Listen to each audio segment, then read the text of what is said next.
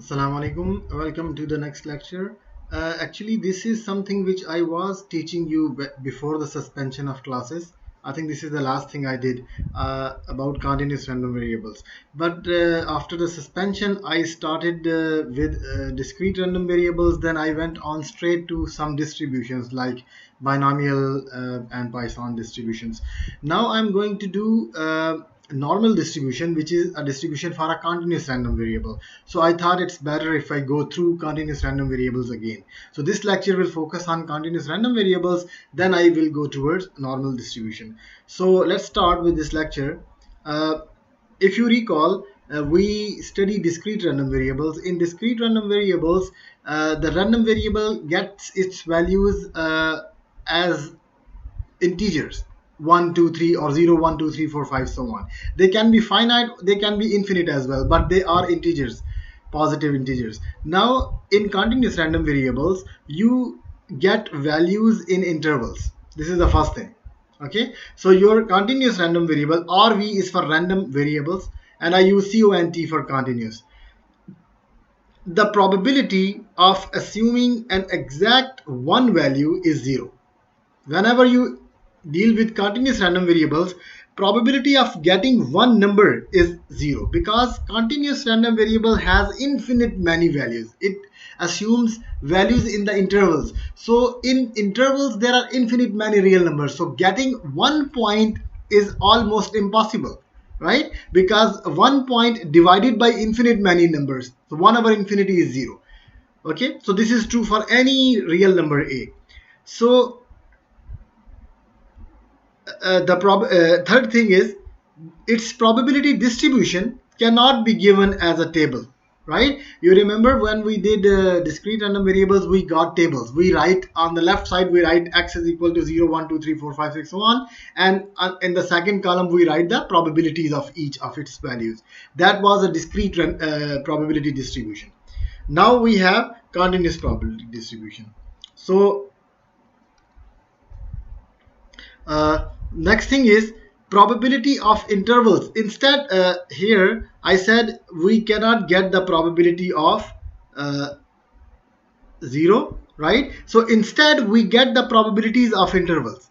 Okay, in the continuous random variable we can give you the probability of interval, means what is the probability that x lies between two numbers. Okay, so we can say that, and it doesn't matter if these endpoints are included or not, because probability of x equal to a and equal to b are 0. So even if you include, if you put here equal sign, or you do not put equal sign, doesn't matter. All right, so instead of getting here probabilities of each values, what we get here is we get a function. So instead we have a function here of this random variable which is used to obtain probabilities. Okay, so this function is called the probability density function. Probability density function, so in short we can say PDF. Okay, it is not that PDF which is the format of the file. You know, we usually save our documents as PDF, though that is portable document format. This PDF is probability distribution function. So what is the probability density function? I am giving you a formal definition now. Okay, so the definition of probability density function, in short we can call it PDF, for a continuous random variable. Discrete random variable does not have probability density function, remember. Okay, so what are the conditions? Three conditions. If actually two conditions. Your function is always positive for all real numbers. This function remains greater than or equal to 0. It will never be negative because it gives you probability, so it cannot be negative. Second thing is, if I integrate it from minus infinity to infinity, if I integrate, the answer has to be 1. This is analogous to sum of probabilities. You know, in discrete random variables, a property was given that if I add all the probabilities of xi, your answer is 1. If I add all the probabilities from 1 to n, right? So now I do not have n values now. Now I have a my function is defined from minus infinity to infinity, and every point is included, every point. So I cannot take the sum on these infinite values. right? And you know that when you have to take the infinite sum, what we do, we integrate from minus infinity. So this is basically the sum. This is the continuous sum. Okay, so the sum of all values of the function is equal to 1. So this is analog to the probability equal to 1. So these two are the properties for any PDF. If you have to prove that a function is a PDF, you satisfy first two conditions. Okay, this third condition of the PDF is used to get the probabilities.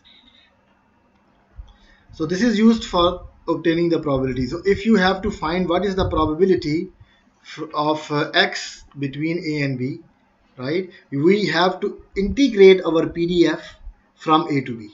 You see, if I integrate on the whole interval, the answer is 1.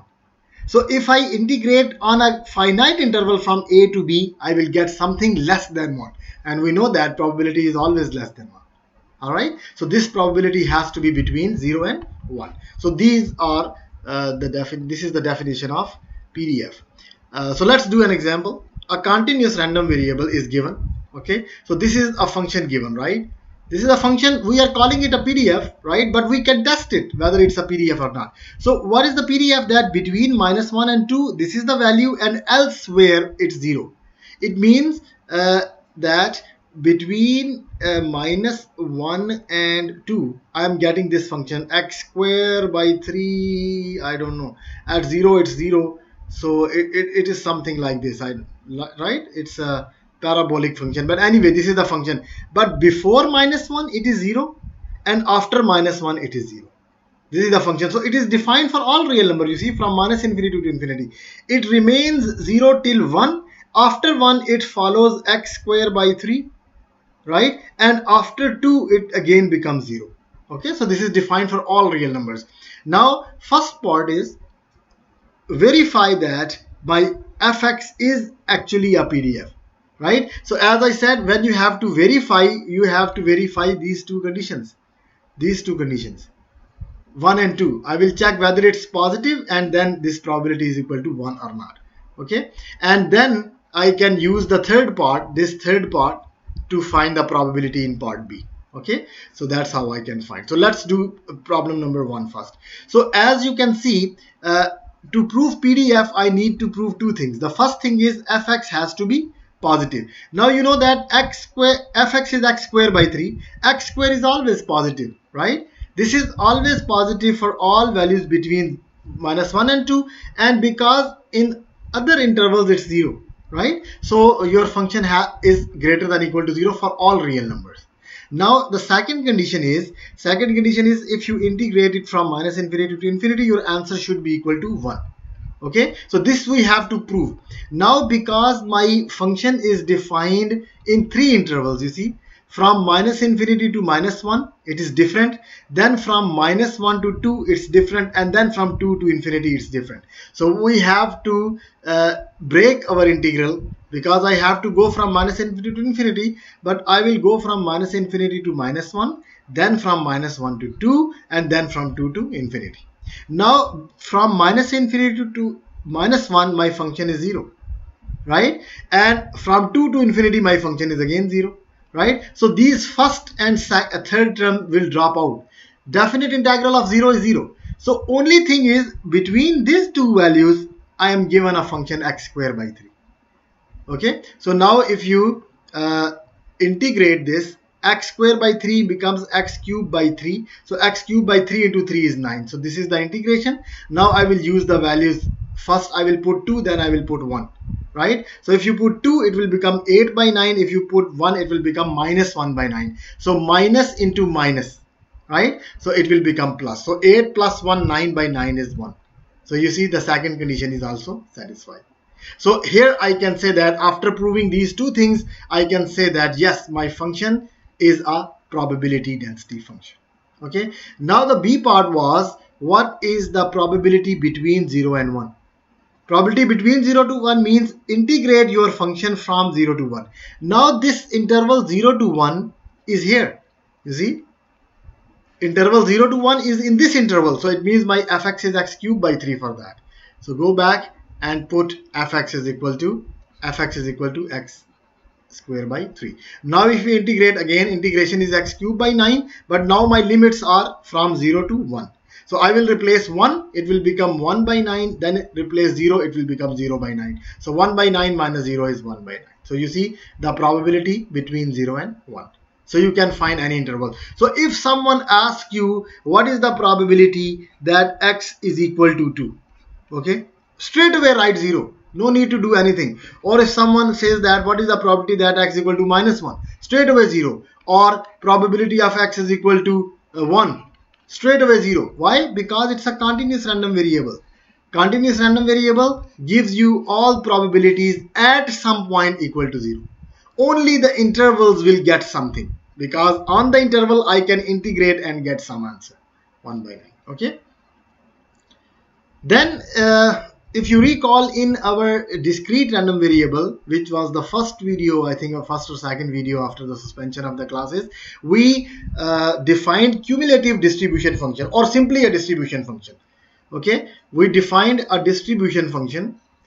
The full name is cumulative distribution function, but usually we don't say cumulative. Distribution function automatically means cumulative, which was capital Fx. And how we define that? Capital Fx is the probability of your random variable x takes the value less than or equal to x. This x, you see, this x is here, right? So up to this number x, what is the probability? Okay, this is what we did for discrete case. If you go back and see my lecture notes on discrete, you will see that. But now for continuous random variable, you know that the probability of this thing, is given because it's an interval. X less than x, what does it mean? Less than this. Less than this means up to minus infinity, right? This is what we mean by x less than or equal to small x, right? So it means I have to integrate from minus infinity to x. So if I integrate from minus infinity to x, fx dx. Now in definite integrals, this inside variable is dummy variable. You can use anything for that. Okay, why I used t here? Because x is in the limit. You see, x is in the limit. That's why I changed the dummy variable inside the integration. It will not make any difference. Okay, because when you integrate from a to b, right, fx dx is the same as a to b ft dt. Why? Because when you integrate, you have to replace the value of t is equal to b and t is equal to a. Similarly, x equal to b, x equal to a. So at the end, your answer will be fb minus fa. Doesn't matter whether you used t or used x. That's why we call this variable a dummy variable. Anything can be used. So here the reason I changed from x to t, because x is already in the limits. All right. So for the previous example, I can find the distribution function as this. So my distribution function is minus infinity to x ft dt. Now my fx was, if you remember, fx was x square by 3. So I am writing ft. So it will become t square by 3. Now I am integrating it with respect to t. So what will be the integration? T cube by 9. T cube by 3. 1 3 is already there. So t cube by 9. Now I am replacing the value. This t is equal to x first, and then minus 1. So if I replace t equal to x, it will become x cube by 9, and when you replace 1, it will become 1 by 9. So my answer is x cube plus 1 divided by 9. This is the function which is called distribution function. But this is only for the function when x is between this interval. X is in this interval, because when x is bigger than 2, your answer will become 1. And when x is less than minus 1, your answer will be 0. You see, my distribution, my PDF was this up to minus 1, and then I had a PDF, and from 2 to infinity it was again 0, right? So if I start from minus infinity and stop somewhere before minus 1, if my x is here, it means nothing is there, my fx will be 0. But if I stop here, it means all the function is included. So if I include up till here, my answer will be 1 now, not 0. So it means if I stop somewhere inside this interval, then I will get this answer. Okay, so x has to be between this interval, you see, minus 1 to 2. So if x is less than minus 1, your answer of fx is 0. If it is bigger than 2, then it is 1. So that's how we write this whole function. When you are stopping if you are stopping before -1, then your PDF was 0. So answer has to be 0, -1 or -2 or -3 before -1, right? Your answer will be 0. And if you go above 2, let's say if you go above 2, then all the probability is included. It is x square by 3, but you see we have proved that because from -1 to 2, answer was 1. So if I go even 3 or 4 or 5 or 6, whatever, -1 to 2 whole interval is included and it will remain 1. So before -1 it is 0, after 2 it is 1, between -1 and 2, this is what I got from here. Okay, so my f, always remember capital Fx is also defined for all real numbers. Okay, and it always starts from 0 and it ends at 1 always. Okay, so this is how we can find the PDF. If you recall, for discrete case, what was the mean expected value of x? Expected value x was sum of x into probabilities of x. Okay, but now you know that I don't have the probabilities. Now I have a PDF fx, and I don't have finite values, right? So when I don't have finite values, it means I have to integrate. So x will remain there. For probabilities, I got PDF and I can integrate over the whole interval. Okay, so this is my definition of mean. Now multiply x with fx. You know that when I don't multiply with x, if I integrate only fx, the answer will be 1. But if I multiply by x and then integrate, it will give me the mean. And formula for the variance is the same. This is the same as discrete case. Expected value of x square minus mu square. But what will be expected value of x square? This thing, if you recall, this was summation x square px. This was the case. But now in continuous case, this was the discrete one. But in continuous case, we will replace this sum by integral px by fx and from -infinity to infinity. So whatever is here, it will come here. That's it. And you multiply by fx and integrate. So let's do the same example which I considered before. Let's find the mean and variance of this distribution. So what is the mean? Mean is expected value of x, which is x square by 2. You see, the definition is from -infinity to +infinity. But I know that before -1 and after 2, my PDF is 0. So no contribution from that. So my interval will automatically reduce on this interval from -1 to 2. So you can directly write -1 to 2. Okay, x is from the formula and this is the PDF. This is your fx. So fx. Now if you multiply them, you will get x cubed by 3. Now your integral will be x4 by 4. The integral of x cubed will be x4 by 4. But 3 is already there, so 4 times 3 becomes 12. Now if you replace 2 for x, it will become 2 to the power 4, which is 16. And then when you replace -1 here, you will get -1 to the power 4 is +1. Minus from the formula, right? So 16 minus 1, 15 by 12. This is the mean of our distribution. For variance, I need expected value of x square. That's the reason I found expected value of x square before the variance, right? So what does it mean? If x square is here, I will just replace x square here, right? And multiply with fx and dx. Now x square is as it is, fx is x square by 3. Now if you multiply them, it will become x4 by 3. Now I will integrate. So if you integrate x4, it will become x5 by 5. But 5 times 3 will become 15.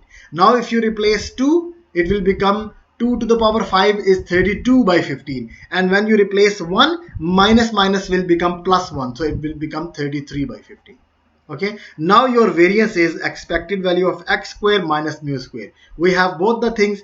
This is 33 by 15 minus my mu is 15 by 12. You see here I calculated mu. So 15 by 12 square. So if you take the square of 15 by 12 and subtract from 33 by 15, you will get the answer. I don't know what the answer is. You can calculate. That is your variance. So that's how easy it is. Okay. That's why first I decided to leave it for you, that I posted the notes on Moodle. I thought you will do it, but then I decided let me go through it. If you see the video, everything will be recalled and it will be easy. So before going to the normal distribution, as I promised, we will do normal distribution is very important distribution, continuous, and it has numerous application. But before going to that, let's do this uniform distribution. Uniform distribution is one example of continuous probability distribution. Okay, so basically uniform distribution is constant. If something is uniform, it means it does not change, it remains the same, right? So it is constant over the interval AB. So what does it mean? It means my fx is constant on A to B and 0 elsewhere. Okay, so but because I am calling it, it has to be a PDF, it has to be a probability density function. So it will be a PDF if your constant is positive. If constant is positive, then fx will be positive. The first property of PDF. Second property is that if I integrate my PDF on this interval A to B, if I integrate it, the answer should be 1. So what is the integral of C? The integral of C is Cx. Now if I put B and A, I will get C into B minus A. So that is equal to 1. I have to take it equal to 1. I cannot prove it. Okay, so if it is equal to 1, it means my C has to be equal to 1 over B minus A, because I can divide this B over A on the other side. So this is my C. So I can replace the value of C here. So it means my C will become the value of C I got 1 over B minus A. The difference between these two values. Okay, so this is my uniform probability distribution. So hence the PDF, thus the PDF of continuous uniform distribution over the interval AB is given by 1 over B minus A. You see, this is a constant number because A and B are constants. So 1 over B minus A is a constant. And when we defined the PDF of a uniform distribution, we write X, the random variable, and these A, B are the parameters. If you remember, binomial distribution, Poisson distribution, multinomial distribution, every time we define the parameters. Parameters are those values which are necessary to obtain any distribution. So if I give you the values of A and B, you can easily write a PDF for uniform distribution. So what is the shape of this distribution? The shape of this distribution is, you see, between this interval A to B, the value of the function is 1 over B minus A. It's a constant, right? So it will remain constant. It does not change. That's why we call it uniform. And before that, before A, it is 0. So let me erase this part here. Okay, so before A it is 0, between A and B the value is 1 over B minus A, and after B it is again 0. So you see, it is defined on all real numbers. Okay, so this is the PDF. If you want to obtain the mean and variance, as we did in every situation, when I started binomial distribution, we studied the mean and variance, and if you recall, the mean of the binomial was NP, right? So similarly, the mean of the Poisson distribution was lambda. So now I can find the mean and variance of uniform distribution as well. So if you recall, what was the mean? I am leaving it for you. As I said, I wrote the hints here, that if you use the formula for mu, multiply x by the PDF, integrate from minus infinity to infinity. So in our case, it will become from A to B, right? It will become from A to B. X is x and my fx is 1 over B minus A, constant. So if you integrate this one, 1 over B minus A, and x will become x squared by 2, and from A to B. Okay, so if you simplify it, you will get A plus B by 2.